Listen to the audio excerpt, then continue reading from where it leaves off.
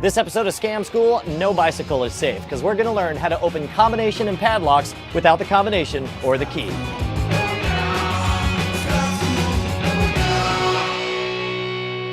This episode of Scam School brought to you by my hookup for domain smacks, those basty crafters over at GoDaddy. Welcome to the show that's been keeping taxi cabs in service since 1876. Scam School, the only show dedicated to social engineering at the bar and on the street. I'm your host, Brian Brushwood, and this week we are back with another Dan Martin special. Last time we learned how to escape from handcuffs. This time we learned how to bust open padlocks and combination locks. Oh, what's that? Oh, what was that?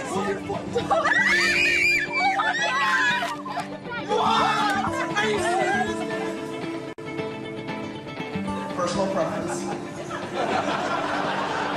Oh, you're really good. You're seriously the best magician I've ever seen.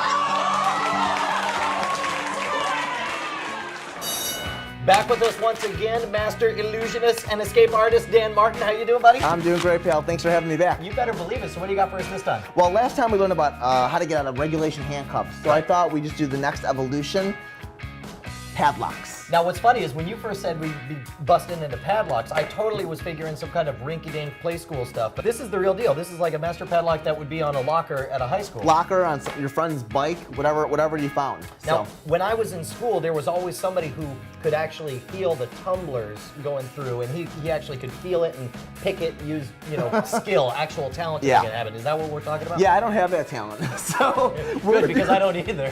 we're gonna use the next step, which is called a shim. This is similar to the type of shim that we used in the handcuff episode. How do you use a padlock shim? Okay, if you look, it's kind of like an L-shaped type piece of metal, and you can see there's a little point to the padlock shim. Yeah. That's what's actually going to go between the shackle and the locking mechanism. If you see the words stamped in the top of the U, It's to the left. it'll be on the left-hand side, will be the one you want to do. Right. And so which side of the left-hand arm are you going to go in? On the left or on the You right? actually want to go in the inside. On you the always want to inside. go on the left side, and you want to go in the inside portion, Okay. just like that. So what you're going to want to do is you're going to want to go ahead and take the pointy end, get it worked in there, and then bend the two pieces together, Oh, like wow. squeezing them, almost like a pair of pliers. Okay, And you just push it down, you work it in there, all right. and now as you're working it in there, you're going to want to try to pull up on the lock at the same time.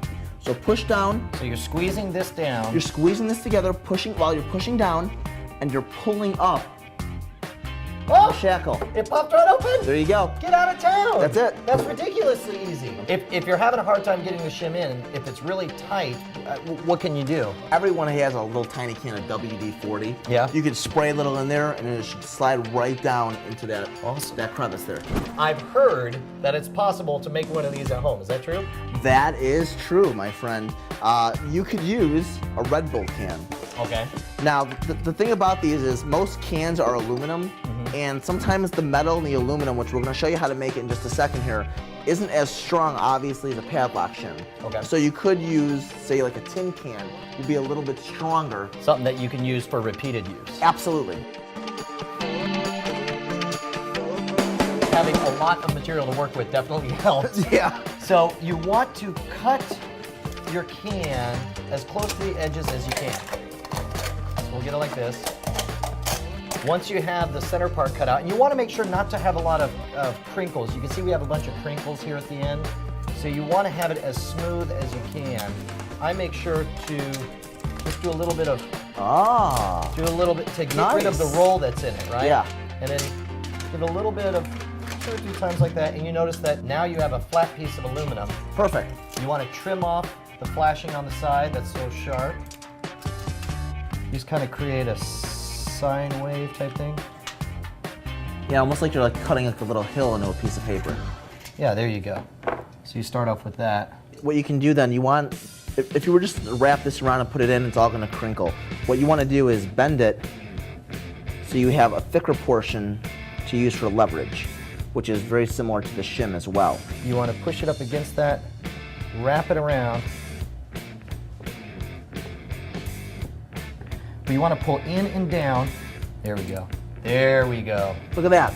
I actually want to try doing this, and I thought it'd be fun to actually have a race. See if the two of us could, I guess, down one of these, make a shim, and unlock a lock first. Winner gets a free drink from the other player. Wow. All right. Are you up for that? Yeah, let's do it. All right, cool. So we'll do our final exam, but first we're going to check in with our contest, looking for the ultimate GoDaddy domain smack. Domain hosting from GoDaddy has 99.9% uptime and access to 24/7 support. And the domains at GoDaddy are so ridiculously cheap, you can register one just to spite your friends. We call it domain smacking, and let me show you what I mean. Dodd Vickers registered worstshowontheinternet.com and pointed it to my live stream page. I'll cop to that. It's a pretty bad show.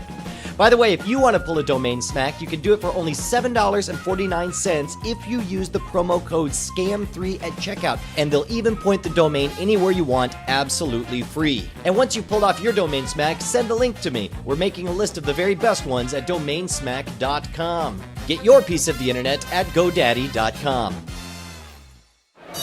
All right, so we got to decide on the rules of the game. First of all, we ought to make it clear that neither of us has a lot of experience actually doing with the soda can. This is new for both of us, right? Yeah, true. I mean, I've done it a couple times and no, not common practice. Okay, Yeah. so neither of us really know what we're doing. So let's make that absolutely clear. Second rule, you've got to empty your can before you start cutting it up. All right. I suppose that's common sense. Okay. And we should standardize on which lock we're going to open. Which one do you want to use? Well, these two are identical, so I figure that's the most fair, right? Okay. So we'll get rid of the combination, guys. Go on. And we'll set the actual shims very far away, Mr. Sleight of Fingers.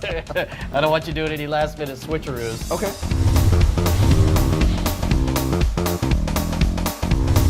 Are you ready? Ready. On your mark, get set, go. That's gonna taste wonderful with the Guinness later on. Aha! Keep you awake.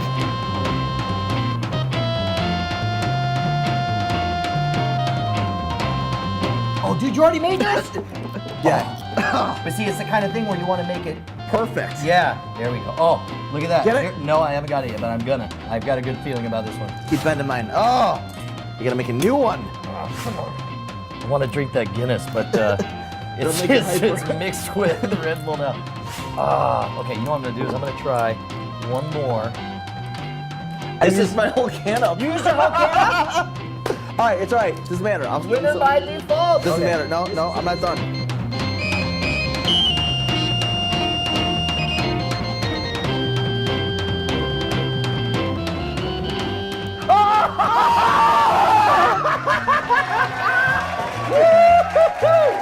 Dun dun dun! Oh. Here, you want some WD-40 to help out with that? a little bit? let's spray a little bit. There Yeah. we go. Now you're good to go. Yeah, and now I'm your just- hands are gonna be all slippery. That's all right.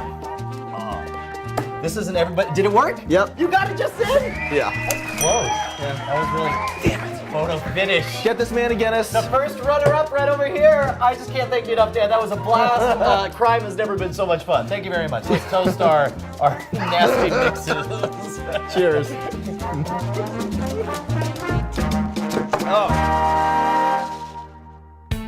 As always, we want to give a very special thanks to Mr. Dan Martin for helping us out. Head on over to his website to learn about more of his magic. And don't forget that everything you learned is for intellectual purposes only. We don't need you guys out there stealing bikes and getting us in any more trouble. We will have more episodes with Dan coming back up, more getting into places we don't belong and getting out of places we never should have been in the first place. If you have video of making this work, I want you to post it at the boards at revision3.com/scamschool. Any questions about it, or if you want to suggest your favorite criminal activity or bar scam, suggest it to me at brian@revision3.com. Next week, though, we're going to be doing something a little bit sentimental. We're going to learn how to gift wrap memories with a ribbon of dreams. Until then, I got to work on getting my ride out of here.